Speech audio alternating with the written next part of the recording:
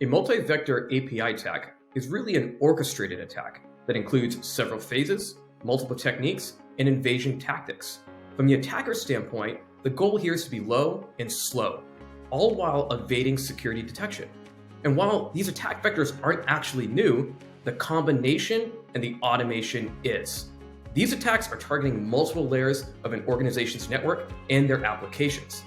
Why are these attacks challenging? That's because most security teams today deploy security technologies that are point solutions that only solve for one specific use case. They limit the actual visibilities needed to effectively and efficiently respond to these complex multi-vector attacks.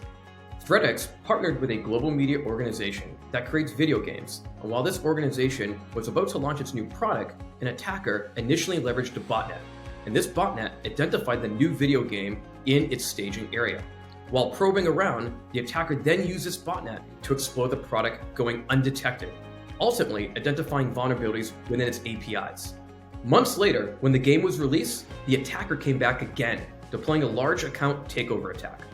While the security organization was responding to what they thought was a brute force attack, there was actually a much lower and slower exploitation attempt happening, which was targeting the vulnerable APIs discovered earlier in the reconnaissance phase.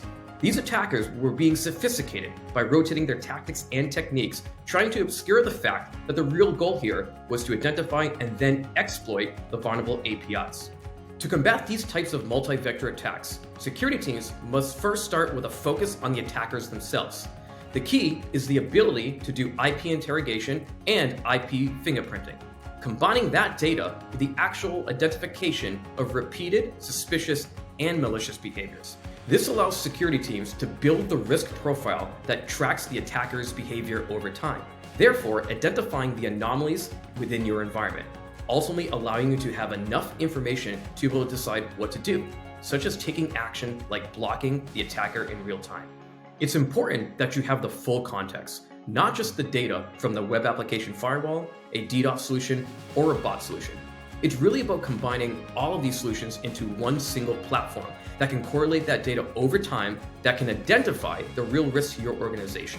It is also crucial that the detection of the attack is in real time. Therefore, you're not discovering the incident too late.